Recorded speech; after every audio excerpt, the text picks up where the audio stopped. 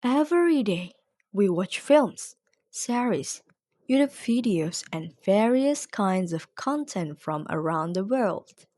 We read subtitles, listen to dubbing, and understand the story without realizing one thing. There is someone working behind the scene, an audiovisual translator.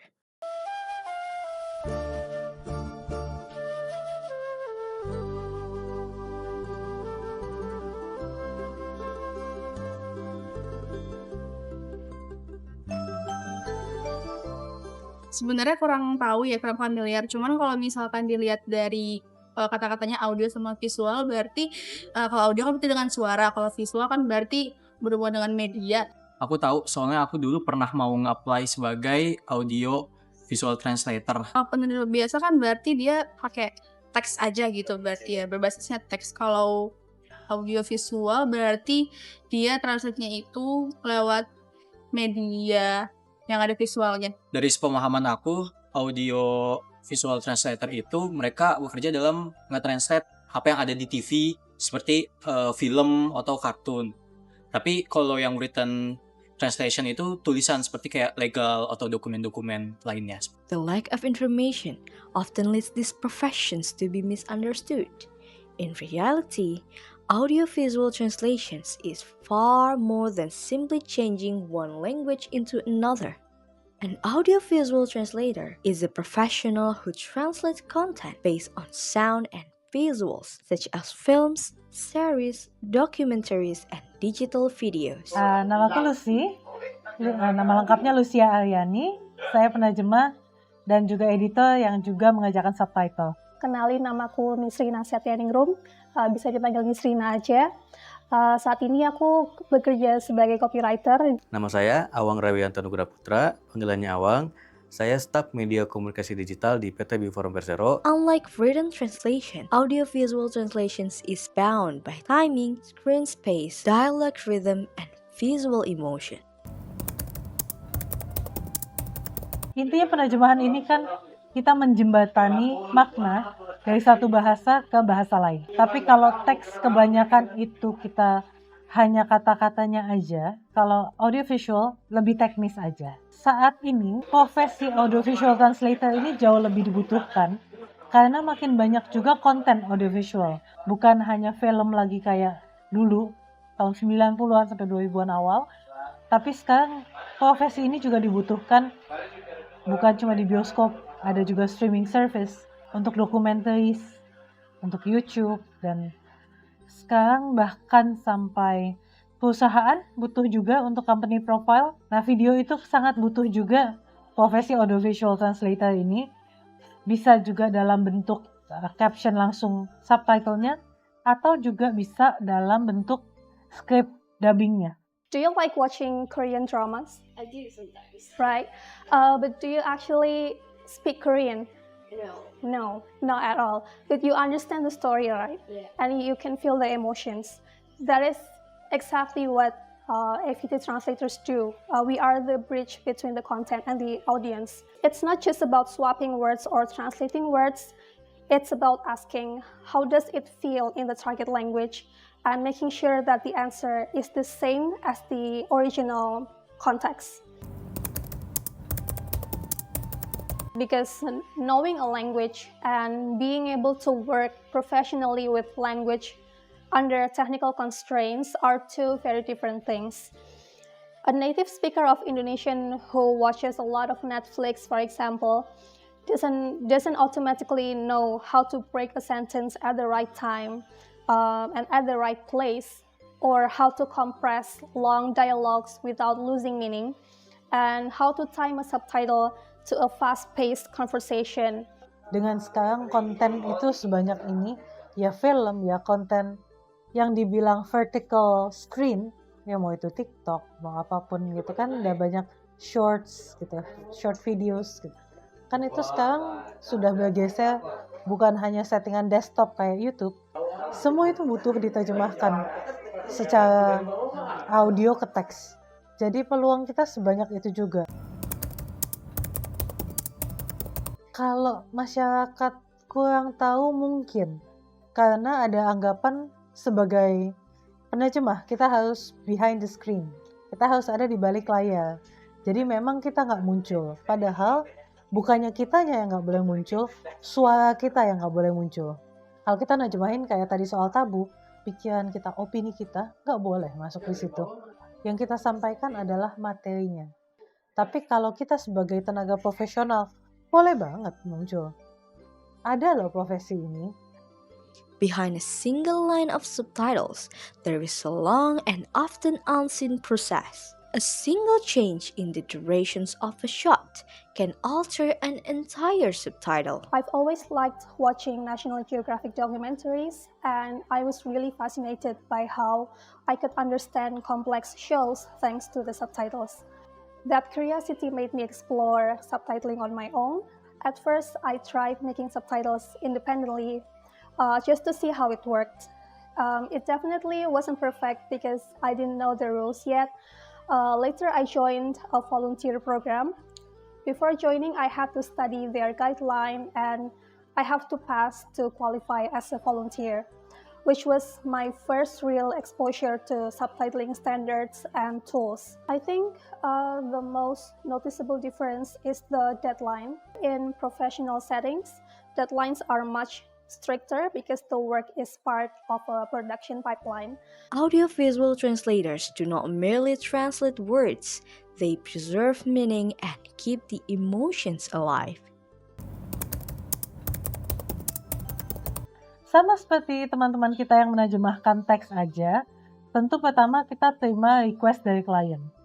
Setelah kita terima request, kita biasanya negosiasi harga pastinya dan tenggatnya. Kemudian kita minta materinya. Nah, materi ini bisa beda-beda. Ada klien yang kirim videonya aja.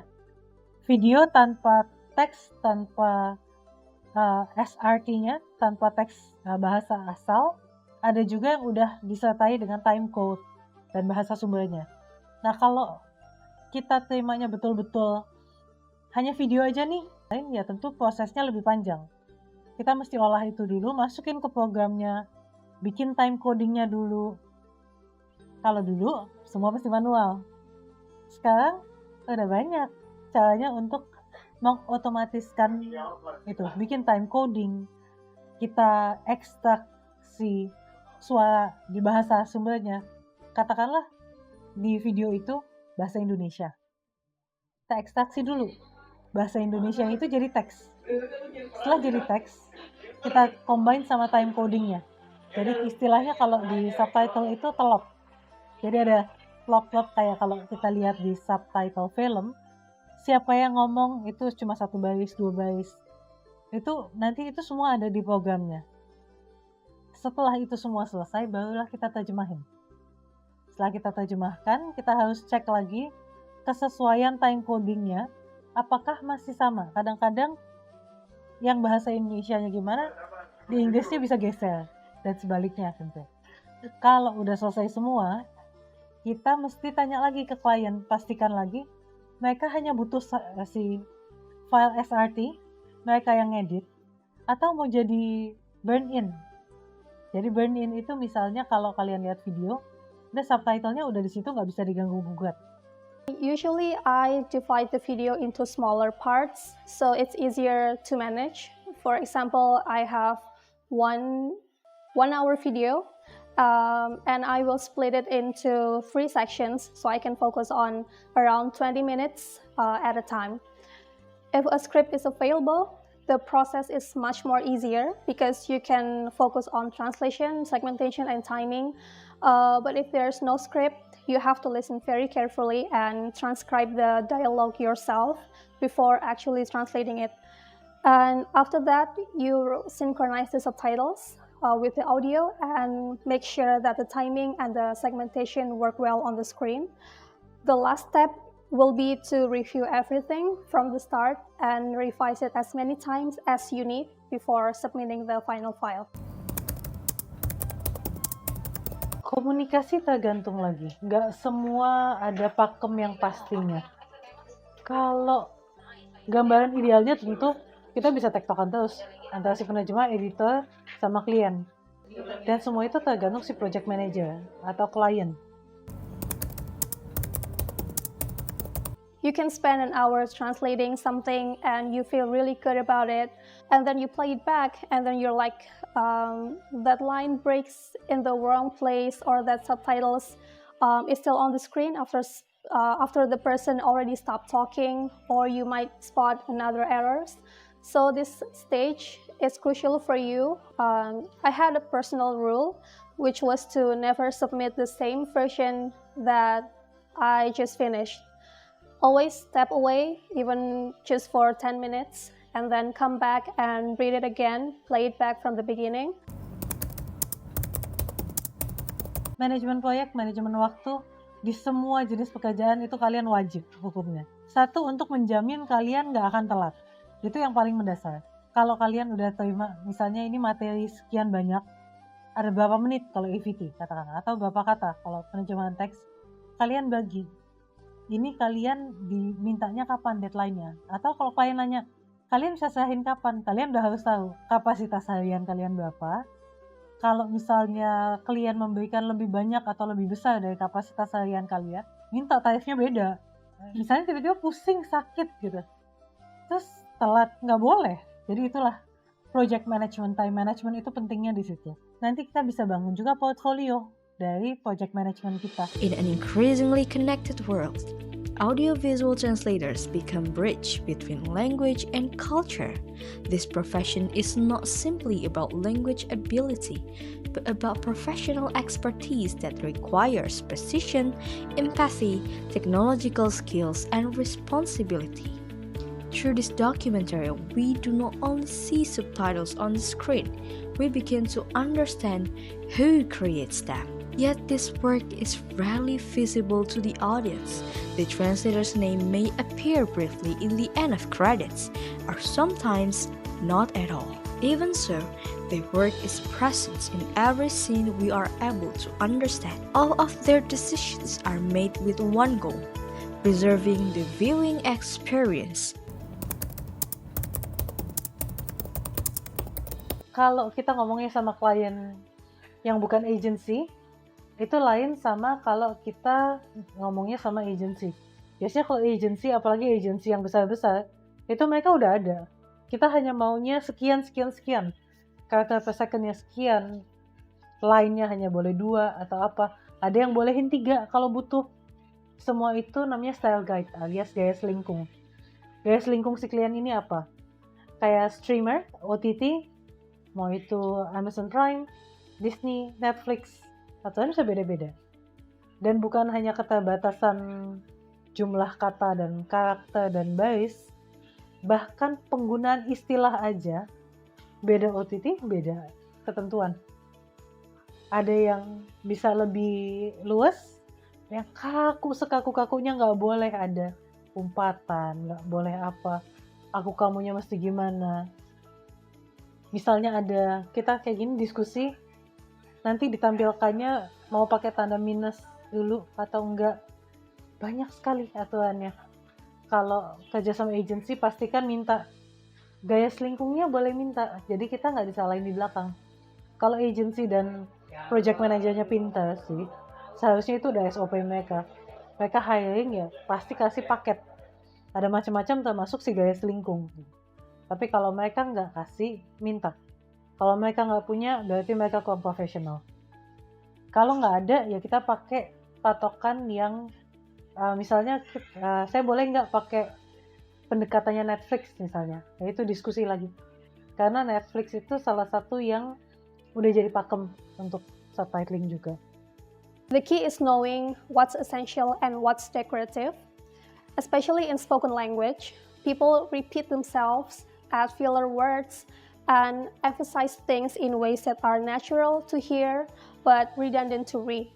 The goal is always to ask yourself, would a reader watching this understand the message and feel the same emotion? If the answer is yes, that means you're done. I have one example with measurement systems, which I found a lot in documentaries. Imagine there is an American documentary that says someone is running a 5-mile marathon. The foreignization approach keeps it as 5 mile, but This is technically accurate, but an Indonesian viewer might not immediately picture how far it is. They won't be able to imagine how far 5 miles is.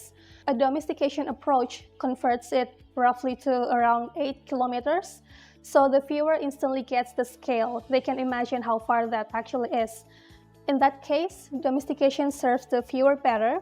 But for something like maybe sushi in a Japanese documentary, let's say, you wouldn't change that to Japanese fish and rice dish just to make it feel more local to the audience, because Indonesian viewers already know what sushi is.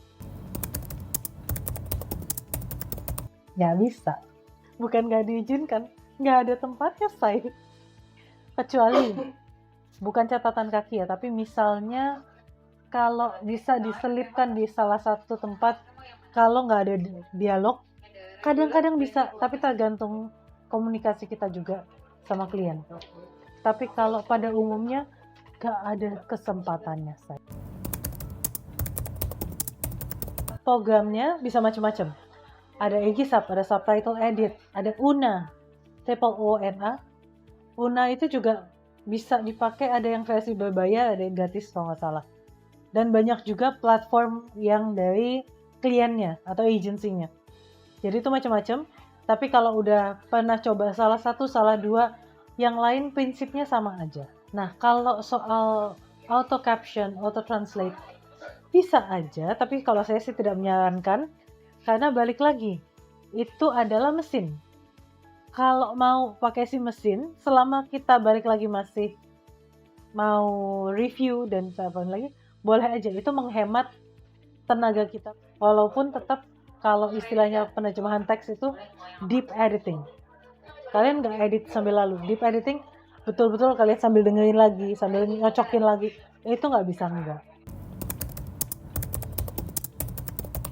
Intinya AI dan teknologi pada umumnya itu fungsinya bukan menggantikan kita, kecuali kalau kitanya malas. Tapi kalau secara kita yang masih mau cukup rajin untuk menjalankan prosesnya, itu kita nggak bisa digantiin. Intinya anak intern itu apa sih? Anak magang, kayak yang belum punya pengalaman kan intinya. Pengetahuannya minimalis, kalaupun ada cuma dasar-dasarnya aja, tapi intinya masih butuh dua hal. Butuh briefingnya kayak apa. Itu kalau di AI kan prompt, itu briefnya kita. Sama nanti hasilnya harus kita awasin lagi. Kalau dua ini salah satunya aja jomplang, salah satunya nggak jalan, hasilnya pasti jelek. Jadi kalau misalnya di awal, AI bantu saya untuk merangkum ini. Bantu cari risetnya.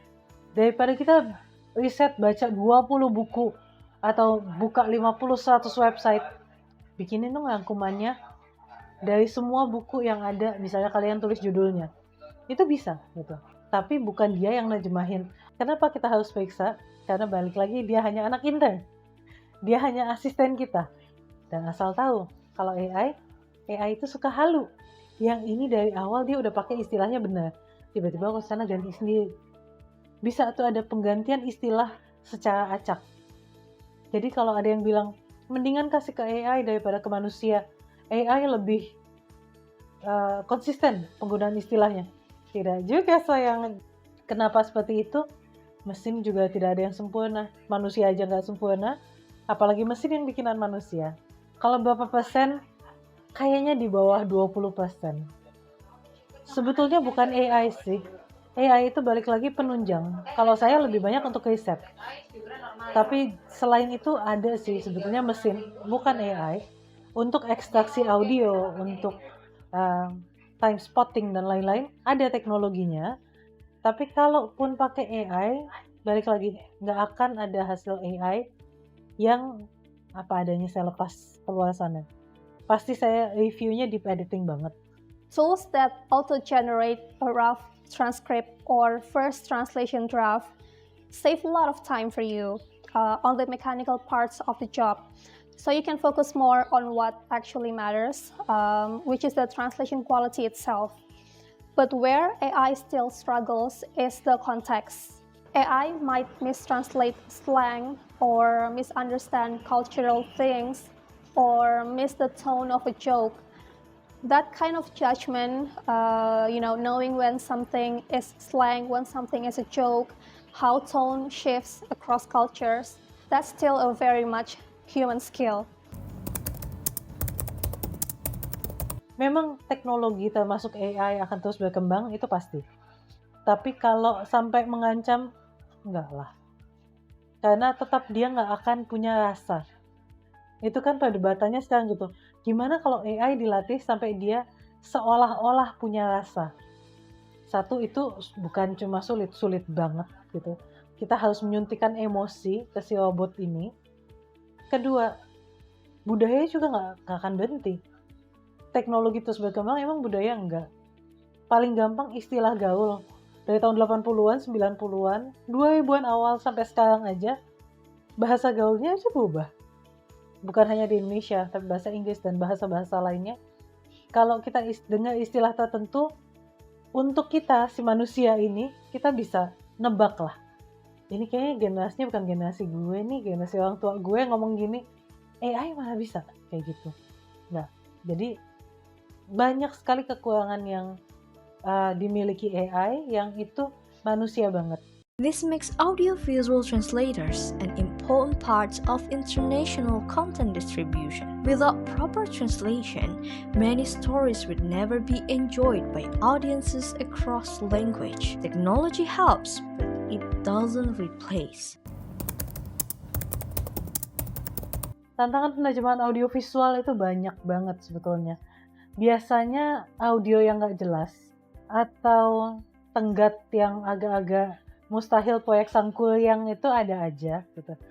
Kita harus bisa berkomunikasi dengan baik juga ke klien. Misalnya yang ini ada file yang lebih bagus kah? Atau yang ini nggak kebuka atau apa. Ilmu komunikasi sama klien itu penting sih. For me, the biggest challenge was working under tight deadlines, as I said, and at the same time, making sure the subtitles were accurate and readable. I had to make sure everything was as accurate as possible before I submitted.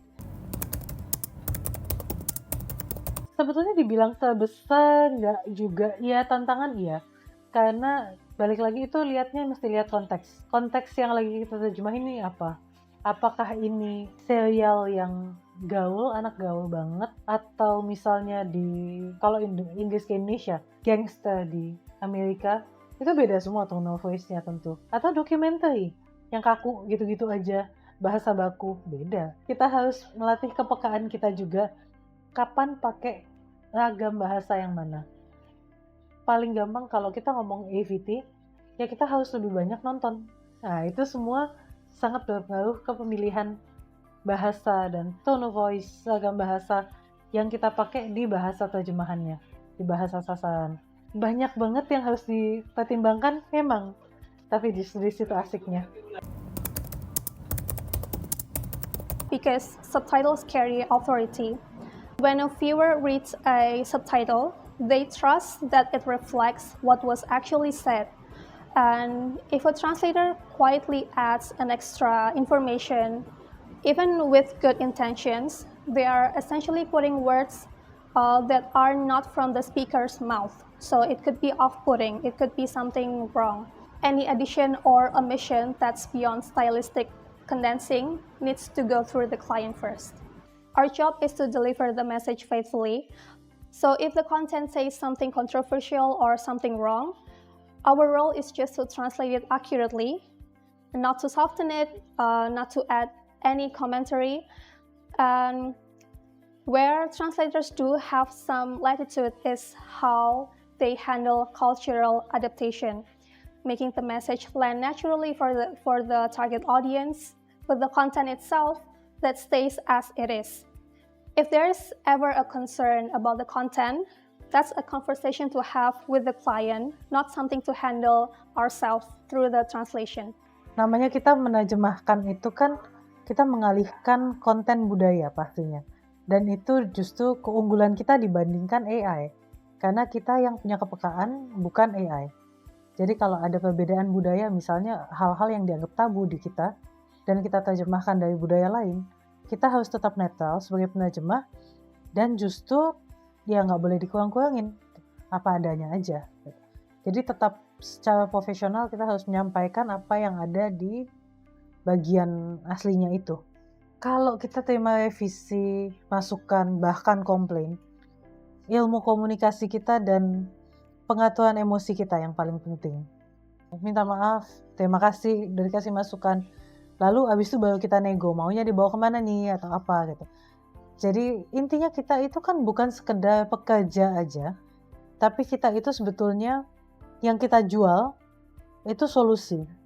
Kita menjual kemampuan kita untuk menjadi solusi bagi masalahnya si klien kita. Jadi kalau kita udah gagal kasih solusi, ya kita gagal dalam pekerjaan kita. The most important skill is strong bilingual ability, but it's not enough on its own. You need technical knowledge, understanding things like reading speed, character limits per line, and how to segment sentences so that they are easy to read. And you also need cultural literacy in both languages because a lot of meaning in audiovisual content is carried through references and tone, and not just words, I would say. And you need attention to detail as well. They are skills that you build through continuous practice and feedback. They need to keep updating their knowledge because language doesn't stand still, and neither does culture.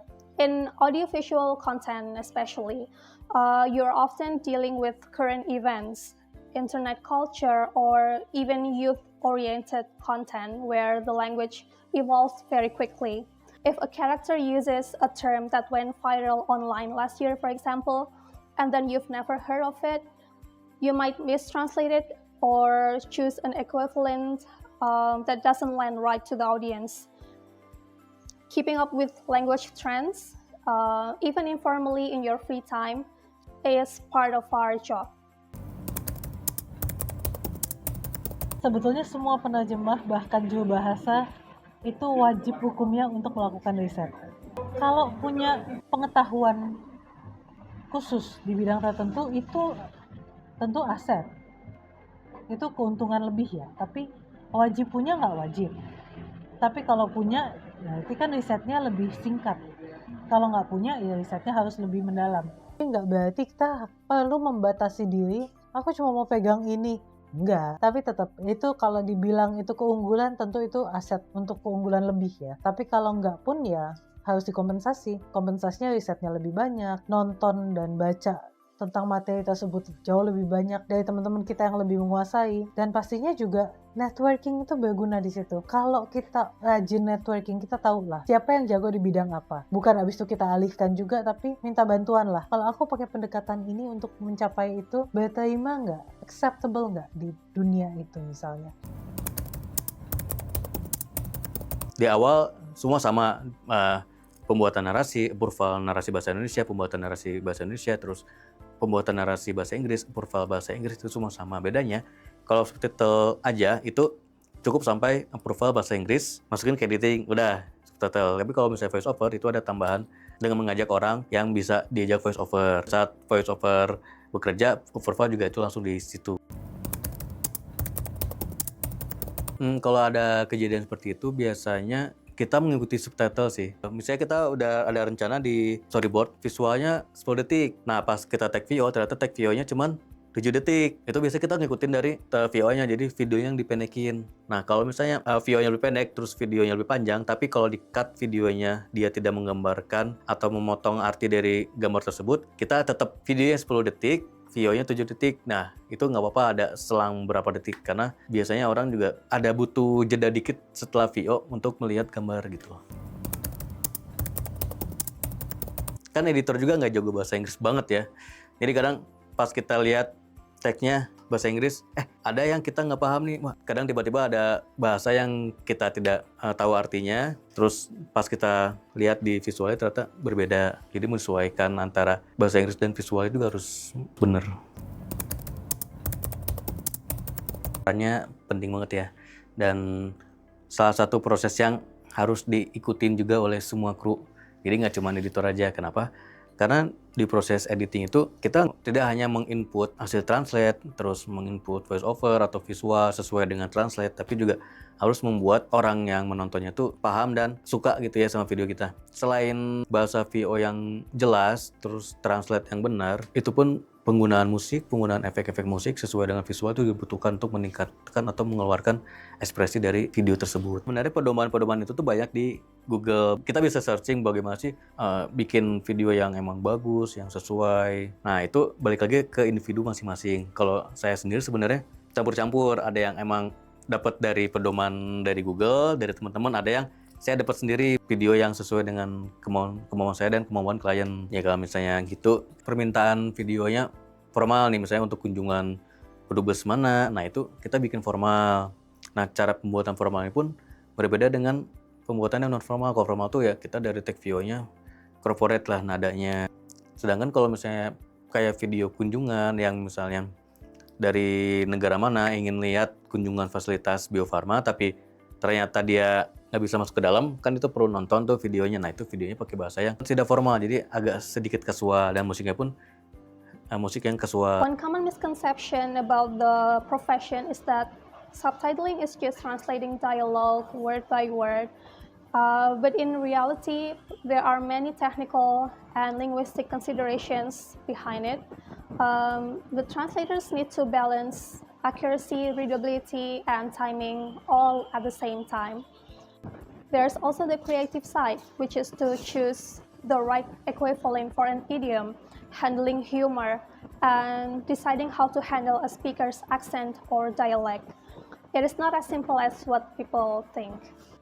Kita adalah pembawa budaya, penyampai budaya untuk dunia. Their work may not always be visible, but its impact is felt by millions of viewers. Through this documentary, we are invited to take a closer look at a world that has long remained behind the scene, because in the end, every story that crosses language always has someone who helps deliver it to the world.